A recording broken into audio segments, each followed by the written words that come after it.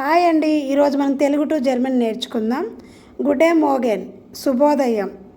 Wear guest there, నువ్వు ఎలా ఉన్నావు? ఇష్ బిన్ మూడ్, నాకు నిద్రగా ఉంది.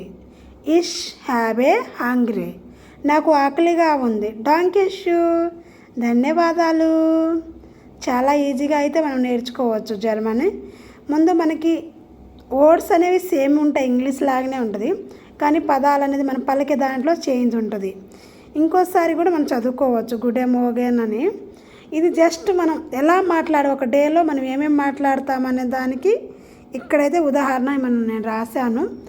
ఇంకా చెప్పాలంటే ఇక్కడ చూడండి, మోడర్ అంటే తల్లి, వేడర్ అంటే తండ్రి, హౌస్ అంటే ఇల్లు, జిమ్మర్ అంటే గది, దుష్ అంటే మూజ్.